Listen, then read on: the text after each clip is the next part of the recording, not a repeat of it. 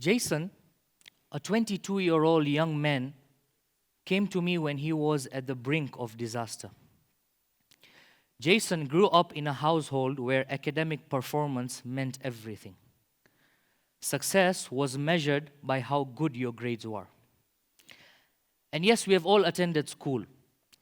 And yes, it played an important role in shaping who we are today. However, education has changed from what it was to what it is.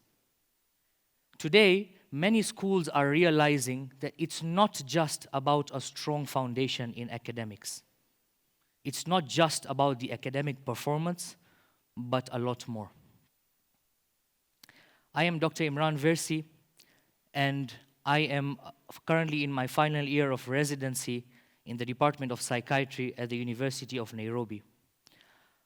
However, today, my focus is on a matter that is much more important, that is trickling down to challenges in psychiatry. Holistic education is the comprehensive approach that enables somebody to enhance their emotional, psychological, and physical and academic needs in an integrated learning format. It's not only about the academic performance. However, it's a lot more. You see, Jason's brothers were all A students. And that meant Jason had big shoes to fill. And you don't want to go through a nervous breakdown when you are trying to learn. Your brain cannot be excited and start deteriorating at the same time as when you are trying to nourish it with education. In university, in order to live up to what was expected of him, Jason spent his entire time locked in his room, studying 24/7. In the beginning, he needed lots of coffee to stay awake. After a while, the coffee wasn't cutting it. He needed something more, something else, something stronger. And so his research led him to somewhere else. And the adverse effects of this was that he ended up bunking school, bunking classes. He was either not able to get there on time or not at all. And this vicious cycle of being able to and not being able to and not being able to perform only led him to be totally isolated, without any friends, unable to do anything at all. Students face a lot of mental stress, anxiety, and burnout. All of us come from different walks of life, and we have expectations of our own as youth. However, sometimes family expectations can become a ball and chain on our ankles. I remember a 14-year-old young girl who came from a broken family background, and she was expected to perform very well academically. She was expected to have the best of grades so that she could financially support her mother's extended family side. Now you see, this girl is facing a problem of her own, and now has to bear the burden of the world on her shoulders. I will come back to this young girl's story in a few, because we need to realize it's not just about academics. And this stress is just not a problem in education, but somebody can lose their lives. Is academics on its own important in this case? Is it just about the grades? If the teacher's job is just to teach math and physics and chemistry, which, by the way, they do very well, but then why is it that students cannot cope emotionally? Or is there something more important than just academic performance? Of course, this young 14-year-old girl's grades became C's instead of A's. Sadly, at that moment, there's nobody to confide in. Who do you talk to? There's pressure at home. There's pressure at school. Nobody to teach her coping mechanisms. And then you end up in that same vicious cycle of feeling worthless and unable to do anything. Alvin Toffler once said, "The illiterate of the 21st century will not be those who cannot read and write, but those who cannot learn, unlearn, and relearn." In the past, being literate simply meant the ability to read and write. But in today's time, literacy is a much broader concept. It encompasses the ability to learn new things, to unlearn outdated information, and to relearn practical and updated knowledge that would make a person thrive in a world where information, technology, and societal norms are constantly changing. Instead of being partial and incomplete, we now need to be inclusive and holistic in our approach. Holistic learning has so many benefits. When you incorporate physical and mental development, when you incorporate social, emotional learning on top of the core curriculum, you end up having students with less mental health issues. They are more creative and responsible, and they have more critical thinking skills. If this was the case with this young 14-year-old girl, she would have the coping mechanisms to deal with her parents' situation. She would be able to confide in a teacher and share the problems she was facing. How her friends would be a support network for her in her time of need. With holistic education, she would not be where she was. I want us to look at all of you very well-dressed ladies and gentlemen here today. You're all very well-dressed. I mean, all of you look like bachelors, or at least most of you. As you're trying to prepare for this event, you may be prepared for this event today or maybe last night. You opened your cupboard, and the first thing that came to your mind was, I need to wear this shirt or this dress and pair it with this trouser, as it makes a flawless match. The colors fit perfectly. Or this blazer with these shoes. How is it that when we think about our food, our dress, our clothes, our houses and rooms, we are very holistic and try to match and complement everything so that it makes one perfect fit? But when it comes to our education, if the foundation is strong, then that child or that student will be emotionally, physically, and psychologically capable throughout their lives. Instead of only focusing on grades and whether or not the student is in perfect uniform or exactly on time, if we were to make a school so good and inclusive and holistic, you know what would be the greatest advantage? The greatest advantage would be that when that student wakes up in the morning, he or she would be wanting to, willing to, and waiting to go to school. That school would no longer be a burden for them. Instead, they would have that intrinsic motivation to wake up every day and go to school. You know, when you look at statistics of young boys and girls, teenagers and students, check the WHO and the CDC statistics. You would be shocked. The results are surprising. But how is this possible when we have the best infrastructure in school? How is this possible that clever, smart, A-star students end up having issues and challenges with their physical and mental health? How is this possible when we have state-of-the-art labs and libraries?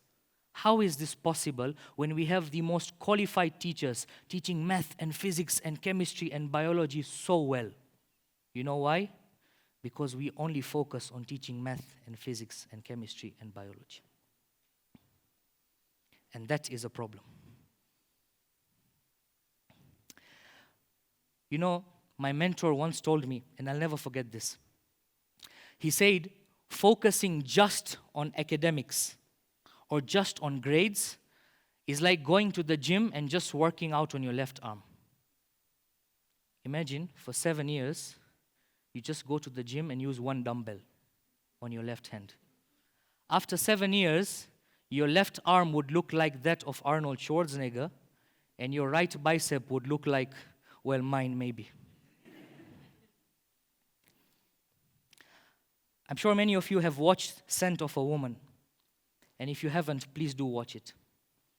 You could have young boys and girls, their arms torn out, their legs ripped out. But there is nothing like the sight of an amputated spirit. There is no prosthetic for that. If schools are to produce future leaders, then these leaders need to have critical thinking skills, emotional intelligence, creativity, and resilience. And we have such individuals like this today.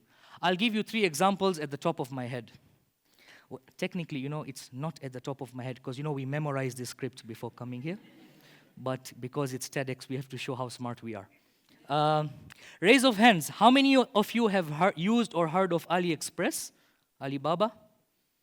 Raise of hands. Wow, it's 80%. What are you guys buying online? 80%. Okay, thank you. Most of you have heard of AliExpress. So you have heard of the founder, Jack Ma Yun. But how many of us know of his struggles?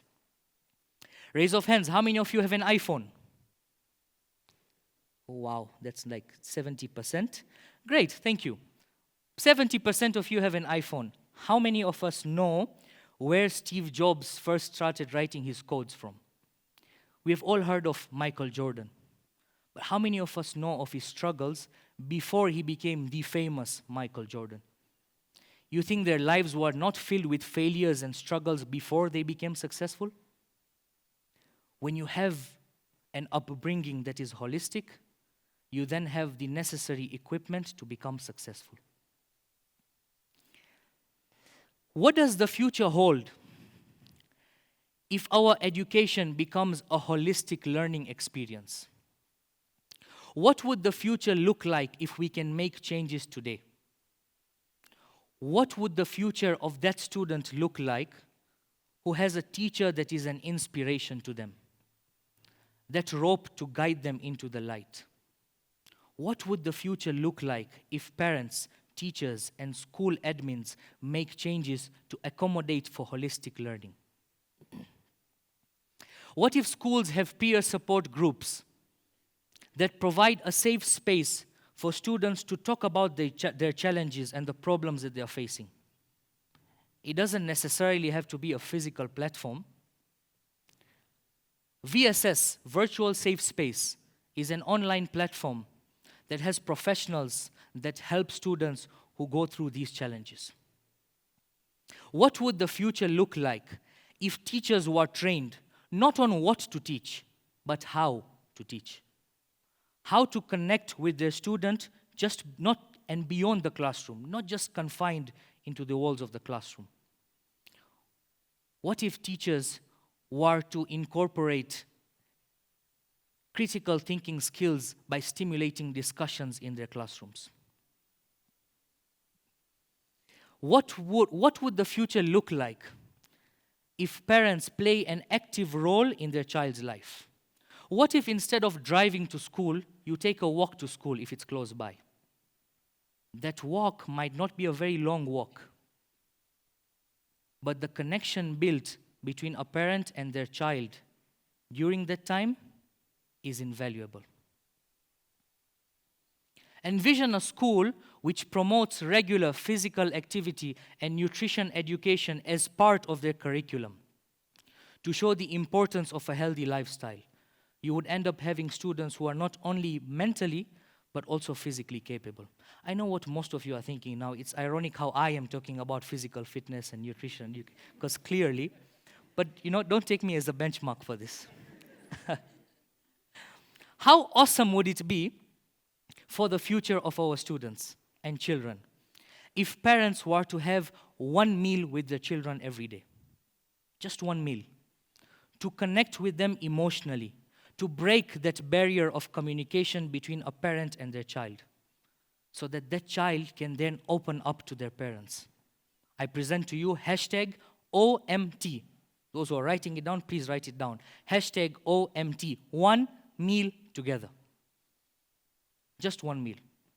And by the way, if this gets viral, then I claim copyright. Envision schools with on-site counselors and psychologists who would be able to help students who are undergoing mental trauma. What if schools were to organize workshops and seminars, bringing in mental health professionals who would teach their students stress management and positive coping mechanisms? What would the future look like if schools were to train their staff members to become mental health first aiders, to be able to identify the red flag signs and symptoms in their students? What would the future look like if teachers understood the art of connection with their students? I grew up in Tanzania. I had a classmate in Standard 7 who used to witness domestic violence at home. That boy couldn't focus in class. Headaches one day, the other day tummy aches, the third day headaches, any excuse to go back home because he couldn't focus in class. His mind was somewhere else. Teachers, instead of helping him, some of them used to taunt him and punish him and scold him. And they used to use sarcastic remarks whenever he used to come to school. Oh, the mighty king has finally arrived after 3 days of sleeping at home. Would His Excellency like a cup of coffee?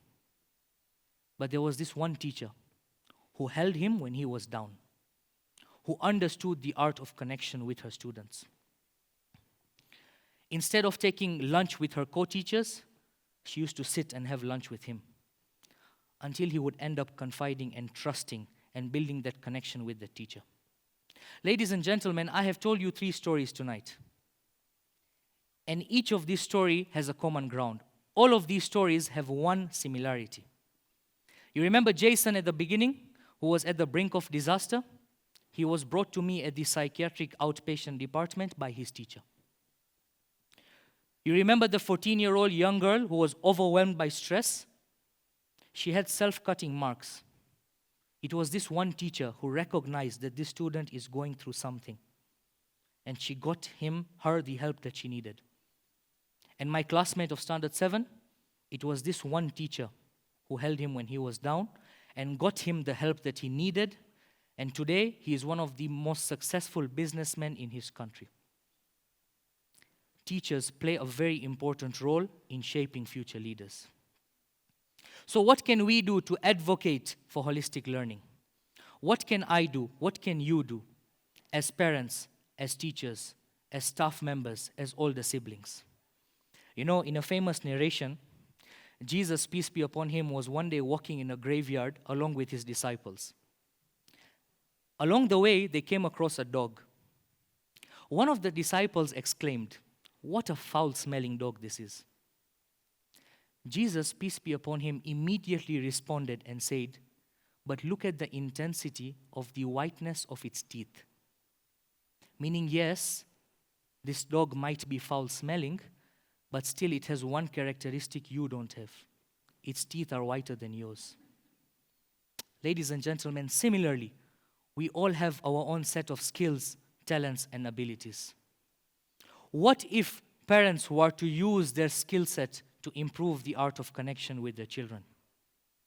What if teachers were to use their expertise to improve the art of connection with their students? What if school administrators were to sit and think as to what changes can be made to the curriculum so as to enhance the social, emotional, and psychological well-being of their students? Holistic education builds character. Don't destroy it. Protect it, embrace it, nurture it. And if we are able to do that, then one day these future leaders will make us all proud. Thank you so much for giving me your time, and have a lovely day. Thank you.